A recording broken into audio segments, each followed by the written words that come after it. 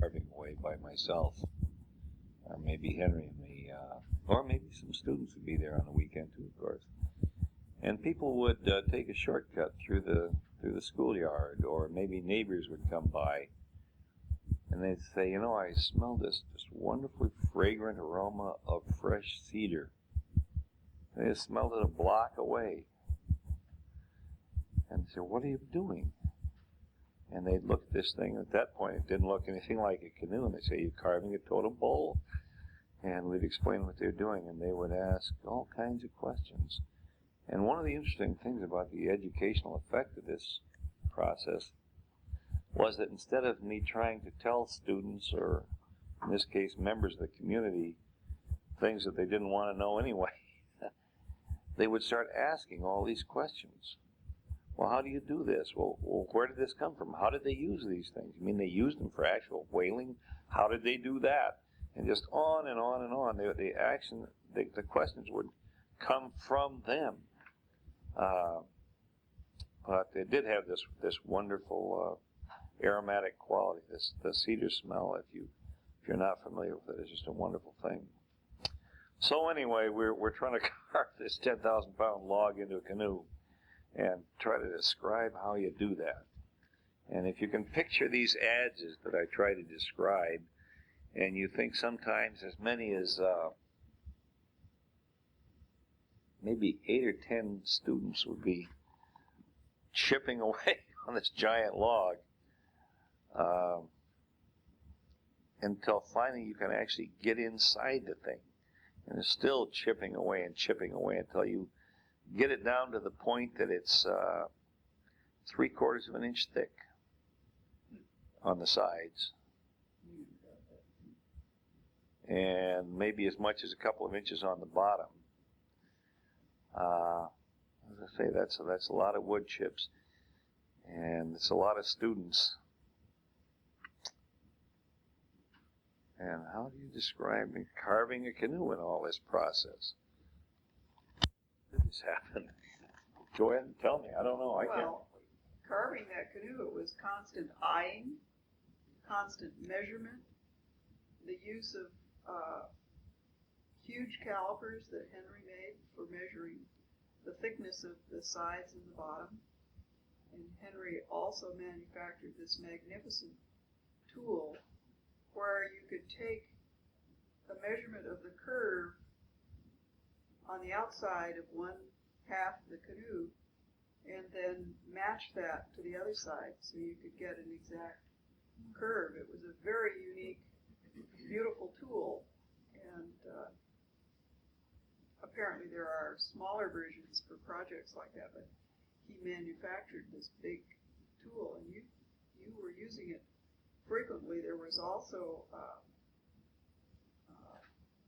a pattern made on pressboard of the dog's head. The dog's head. I might say the dog's head is that very elaborate and ornamental prow that sticks way up in the front of the canoe. And it's interesting about these tools that Luana mentioned, because these were not traditional kinds of things. And here we're trying to carve a canoe as best we can in a traditional manner. And we're using these tools. What we discovered is rather startling.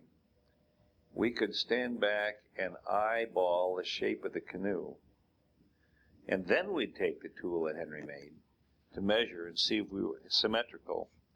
Son of a gun, the eye will do it every time, and the same with the thickness. Now, the Indians did have a method of measuring the thickness of the wood, and what they would do is occasionally they would, and this is especially at the bottom of the canoe, because the top of the canoe, you can put a hand on each side of the wall of the canoe that you're making, and you can feel by running your hands along the two sides of the canoe together how thick it is, and your hands will tell you the truth. They know. And the measurement then subsequently with the tools would simply verify that you were right in the first place, which is an amazing thing. And since then I've seen Indians carving these things, and they eyeball them. They don't use that stuff, and theirs come out every bit as symmetrical as ours. But the Indians would also drill small holes through the hull, or mainly through the bottom, and then they'd put a stick through there with a hook on one end, and hook it on the outside, and then measure, then bring it around, bring it out again, and you can measure in that manner how thick a particular wall or the bottom of the canoe is. I say the wall. It's not. And then, yeah, as Lana says, then they would drive pegs in these to block them up so that they would. No, that's not what I mean. What do you mean? They drove the pegs through, and the pegs were measured a certain Oh, yeah, thickness, you're right. I forgot and they were about that. carved down to the end. Yeah, having done that, that's right. You drive pegs in there that were longer than the hole was deep, and they'd stick out, and then you just, or no, they didn't stick out. They were shorter than the Right. hull was thick, and they just keep carving away till they came to where the peg was, and then to know that they were at the right point. So you had a series of these. You could just go along the whole bottom of the canoe and come to the ends of the pegs, and you'd know you're the right thickness. Anyway, a lot of the carving of the canoe was just a lot of kids chipping away with a variety of adzes until they made a pile of chips that was big enough to, if you weighed them up, I guess they'd weigh the other part that wasn't this. We went from 10,000 pounds of log down to 600 pounds. And the completed canoe weighed 600 pounds. And what I'm thinking is that can't be the whole story. It just isn't that easy, but it's hard in retrospect to think of a way to describe what happened.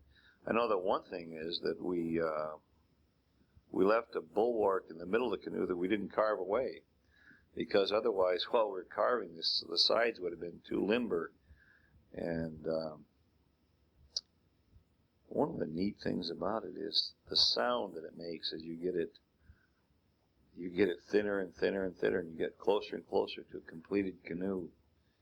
And it's just a wonderful, almost drum-like sound that you get while you're chipping away with all these adzes. I can tell you, and I'm going to.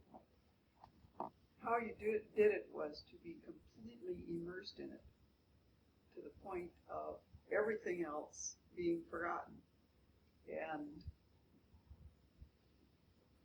at night, you'd get into bed and you'd say, what am I doing? What in the world am I doing? I don't know what I'm doing. I'm a fool. And my job at that point was to say, well, you're either going to make a complete fool of yourself in public, or you're going to be a hero.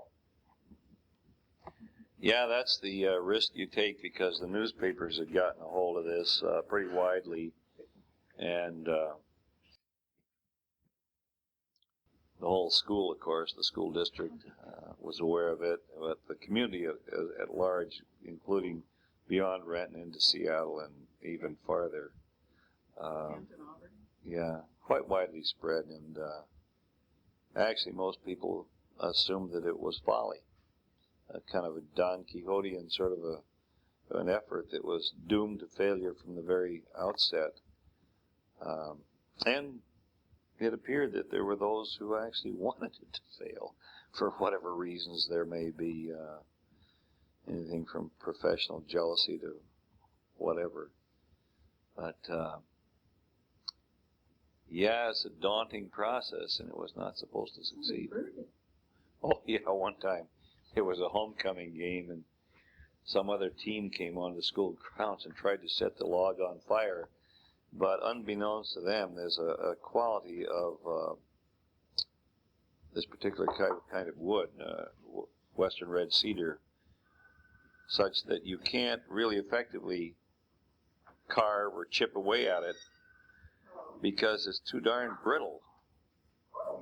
And so what you have to do is keep it soaked all the time. So one of our jobs was to, on a daily basis or twice daily basis, to soak the thing down with water. Had a hose sitting there for that whole day. The thing was too wet to burn. So it had this wonderful charred effect, which made it look all the more realistic, because there would have been that on a real carving job if it had been done by the Indians in the old days. So chip over a period of a year and a half. Lots and lots of chips, as I keep saying. And I'm trying to think if it's anything more than chip for a year and a half period of time, until finally we come to the process of steaming and bending the canoe. Well, I guess it's important to understand that you have to know when you begin a project like this that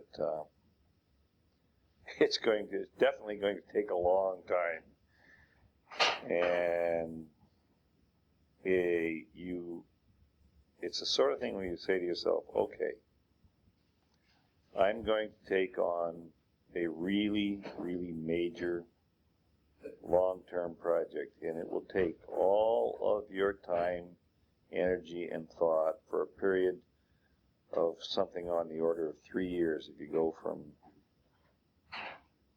the concept, developing the concept that this is the most central thing to the culture that you could possibly do. I first thought of building a giant longhouse on the school grounds, or maybe not a giant one in old terms, a pretty good sized one out of cedar slabs. But I realized that was not the most central thing. Without the canoe, the coastal Indian society could not have done the whaling, could not have done the fishing, could not have done the transportation. Well, Ilana says they could have done the fishing, and she's right about that. The business of the salmon was a whole other kind of a thing, and yeah, it could have been about it. But transportation, for example, I guess I mentioned earlier, when the non-Indians first started coming here, the forests were very dense, and if you wanted to get around, it turned out that the way you did it was up and down the rivers, the inland waterways, the lakes, all this interconnected stuff, and out into the sound and ocean, and even long distances up and down the coast. As I've said, from the Columbia River clear up into southern Alaska, it was done in dugout canoes. And yeah, there was a thing in the greater Seattle area here that for many years was called the mosquito fleet. And what it was, as settlements began to develop up and down Puget Sound, the distance of 100 miles or so, that little communities would develop, but they'd need to get out to the island places, to the peninsulas across the water, to the places up and down the coast, for a variety of reasons, including commerce. And originally, what this developed into was a huge fleet of little tiny craft, which originally were dugout canoes. And then, as new ideas, new forms of boats came in, you had rowboats and little sailboats, and then bigger sailboats. And then people would actually, well, they did from the beginning, they'd go into the business of hauling people and goods around in canoes. I mean, the land was dense forests. Building a road was next to an impossible thing. And but the waterways and they weren't dividing, they were connecting bodies. And eventually even came to the early little steamboats that some people brought in, and then bigger ones and bigger ones. And so that some enterprising individual would build a fleet of his own.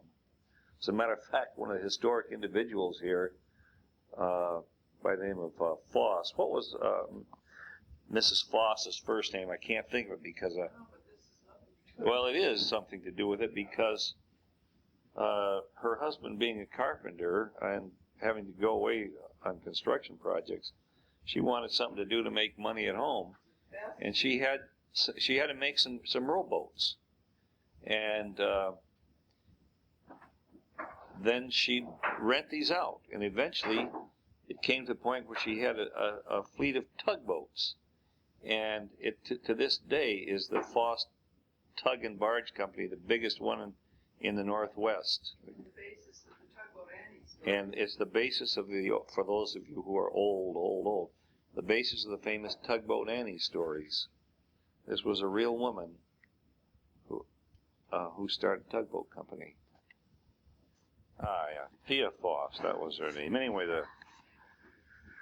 I guess the tugboats don't have much to do with the dugout. But anyway, the dugouts were the origin of the mosquito fleet, which got people around out here in the Puget Sound area. So I guess before that I left off with the business for about 3 years. It's chip like that. And I'm trying to think if there's anything different about it. One thing I didn't mention is that when you start out on a dugout, you carve the outside first, so you get the whole shape of the thing, and then finally you get around to the point where you flip it over. Why, then you start hollowing out the inside. And in the early days, when you're moving around a 10,000-pound log, it's kind of interesting to get a group of 20 or so students on one side just to be able to roll it. And then, of course, it gets easier as time goes along.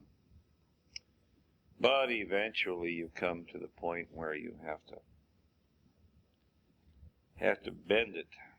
And kind of an interesting thing when you bend it, because you have to remember it doesn't stretch. Wood doesn't stretch. So if you push the sides out to make the canoe shape, you change the shape of the bottom. The bottom pops upward and inward, and the what else? Well, the stern and stem both go up a little bit. So you have to carve the bottom in such a way that it will come out level when you're done. So you have to give a little bit of extra in each dimension. And that's really guesswork. But it came to the time, and we rushed it a bit, in that really the sides were still too thick. And that's an experience. So one morning early, I went down, Saturday morning, we'd moved then behind to a big open gravelly field behind the stadium. And behind the stadium, and so I don't know, it must have been 4:30 or 5 o'clock one rainy morning. And if you want to talk about rain, we have plenty of rain here, but that was an exceptionally heavy downpour. And if you believe in omens, the omen would be, don't go do this thing. But I had a bunch of students and other helpers who are going to show up, so went ahead.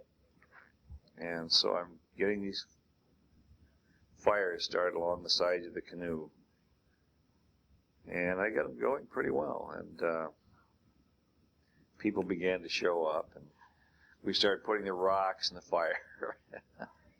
And got the rocks to the point where they were either red hot or next to it. Put them in we filled the canoe with water. Put them in the water, started heating it up, and got pretty hot. And the canoe began to bend a bit, and so I took it upon myself to be the person who took the cold rocks out and put the hot ones in, and put the cold ones back in the fire and get them going again. How did you handle the hot rocks? Oh, I think I used a shovel to do the hot rocks. And so I had a couple of adults working with me, including Henry, of course, my partner. And at one point, I noticed, in order to bend it out, as it begins to bend, you pull on it gently, we hope, on the sides, or they naturally just come out from the weight of the water. And you put sticks in to hold it at that point. And so you cutting sticks off to make them just the right length to hold the sides out to where they are at that moment. At one point I noticed we were getting along pretty well, and some of the men were pulling hard on the sides, but one of the men was my partner Henry, and so I figured, okay, anything Henry does, he knows more about this than I do, but they overdid it, and it cracked. It must have been over 20-foot crack down the chine line, where the bottom kind of turns into the sides of the canoe, and all the water came out. It was a pretty desperate moment. And had we been Indians in the old days, I'm not sure whether they would have had just too much difficulty in trying to fix something like that, or whether there was an omen there as well. Don't use this canoe, something's gone wrong. And I suspect that would have been the case. I never heard of any that were fixed. So everybody went home, and there was a big picture in the newspaper, and so the whole community saw that as predicted, that the effort was a flop. And so Henry and I took the canoe over here to our house, and during the summer we chipped the sides down thinner, and eventually came to around where it was time to bend it again. So I got what they call a plumber's pod, which is a natural gas or a bottle gas fired flame that they used to use to heat pots of lead over. I used to use that to heat a barrel of water, get it good and hot. We poured the hot water in there, and then I'd circulate it around so it'd come back and be reheated and keep that process going. And Luana stepped in at various points along the way with ideas and things she did to help us. But at this point, it was a good thing, by the way. But in this point, she said, look, I'll be the one that bends it. You guys do the other stuff. So Henry made the sticks. I kept the fires going and the water hot. And Luana decided to bend the sides. Just she couldn't do it with the pressure of her thumbs. She wouldn't do it. I decided. Wasn't that your decision? It fell to me. But how did you decide to just use your thumbs only? Just a small. Well, I was after the job. Because we'd use too much. In my lap because you guys were scared to do it. Well, okay. Anyway. Admit it. In any event, that's the way she did it. The original crack then closed once the water was out. Oh, I forgot to tell you. What happened to the crack? Yeah, the crack. Well, we repaired the crack, and the way that was done originally was that we made some things called butterflies. They're essentially figure-8 shaped but solid pieces of wood that we cut into cut exactly that shape, and then inset those in to hold the hull together where the crack is. And in addition to that, we also drilled through at an angle and put glued dowels in. So we had the butterflies and the dowels holding it together. And yeah, we bent it. And it bent out exactly like it was predicted. I had said in the beginning I want a 32-foot canoe that will be 4 feet midships, and that's exactly what we did. So we bent it from 32 inches out to 48 inches, which as I've followed canoeing or dugout canoeing around here, nobody has ever done anything quite that extreme, but it had an interesting side effect, and that is that when the canoe began to paddle along with the other tribes. It turned out that this canoe was faster than the others. You could take a 5-person crew against a 7-person crew in a similar boat, and ours would win every time, and got quite a bit of interest along the line because it had such a beautiful shape to begin with. They loved the shape. Everybody up and down the coast thought it was terrific. They even would come down here to copy it. But it was fast, and that was an accident in that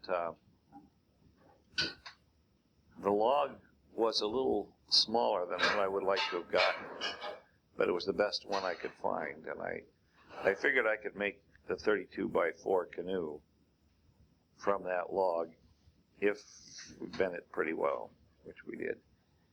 But that meant that, yes, the 4 feet across midships at the gunnels was one thing, but there's nothing you can do about the water line.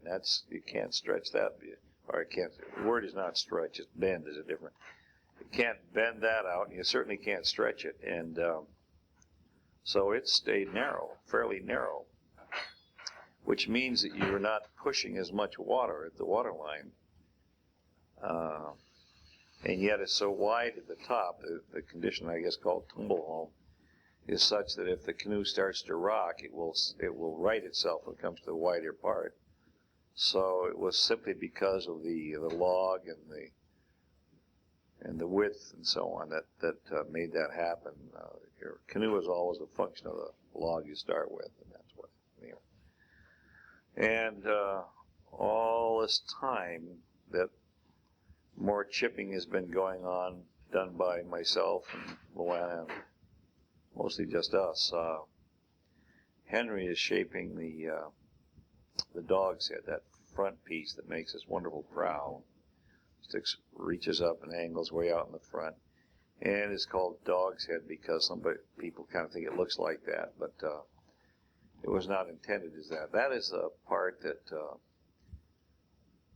this was a whaling canoe, remember, and the harpoons had very long handles on them, detachable handles, because the harpoon head would be held on by lanyards,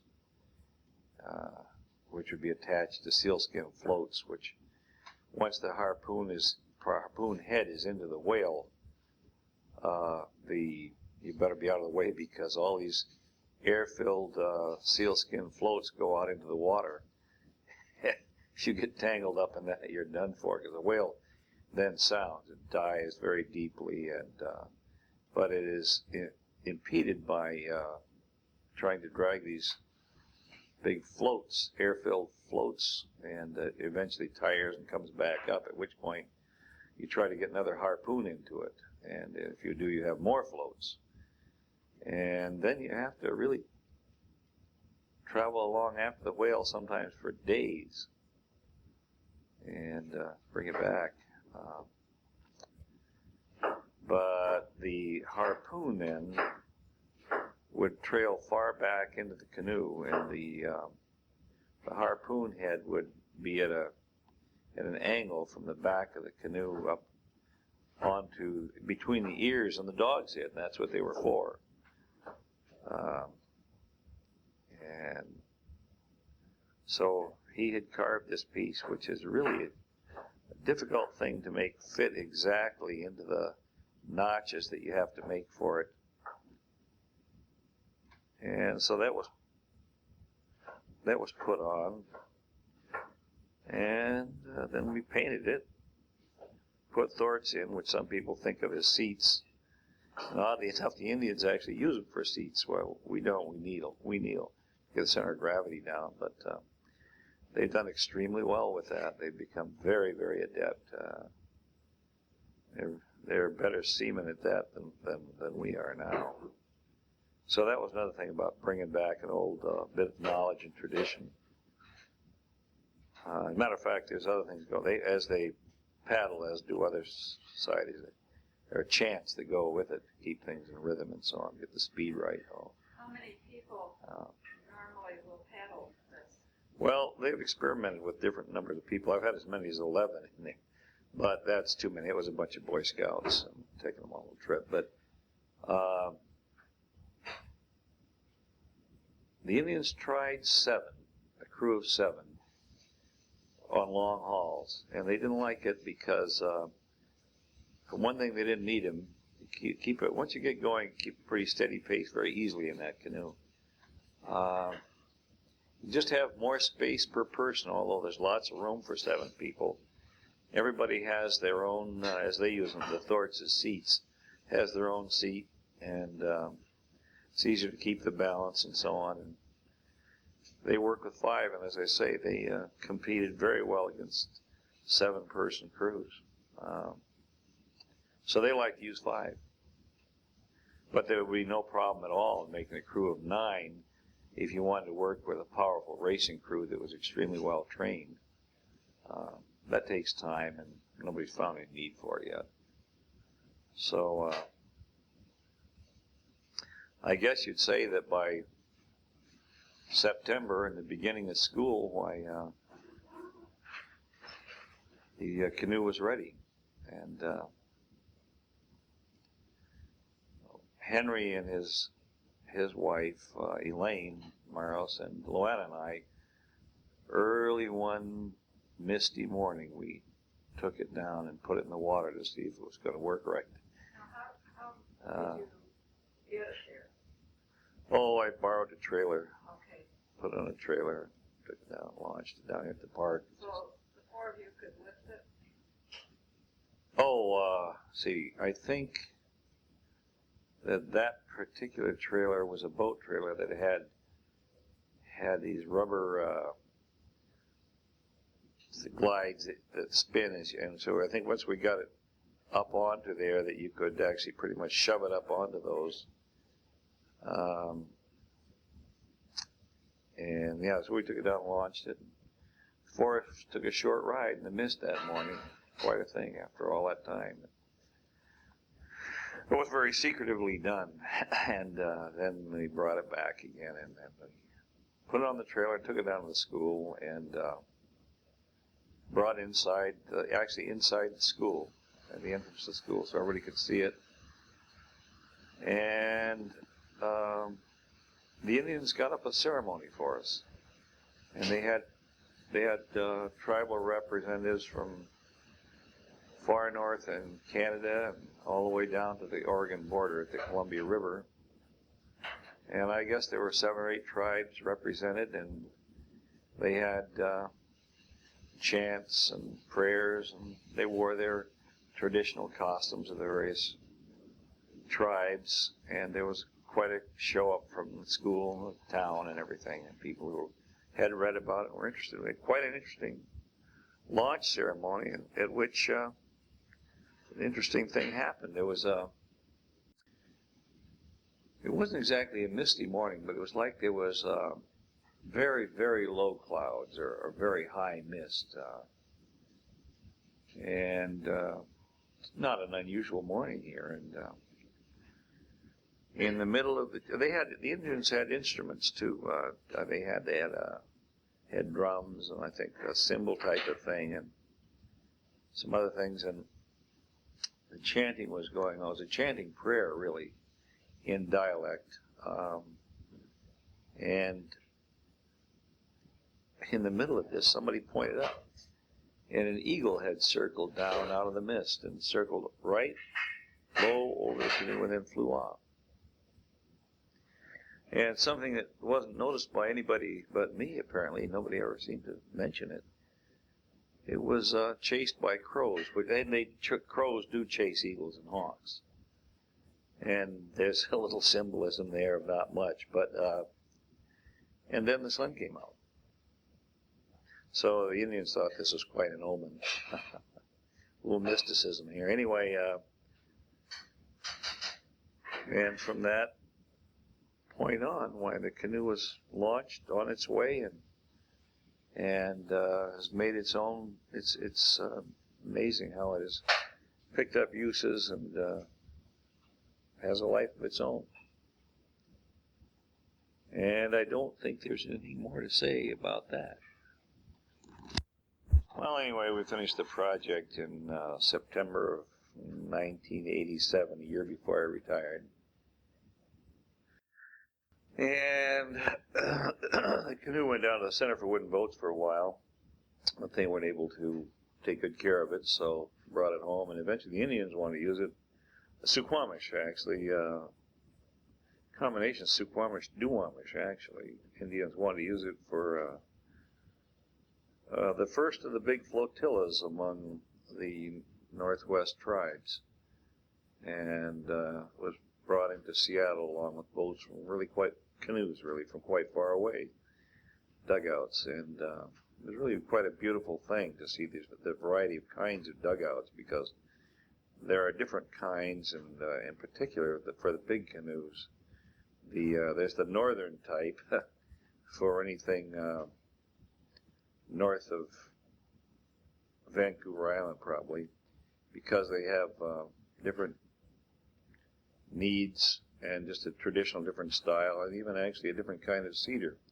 They have yellow cedar up there instead of red cedar.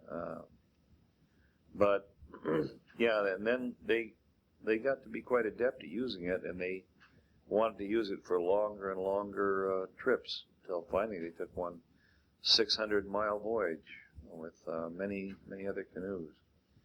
And all the time while the interaction between the tribes was growing, and more young and old people were getting healthier and stronger and more in tune with their traditions and feeling very good about themselves. And yeah, and the interrelationship among the tribes is growing all the time, and has gotten now since then very strong.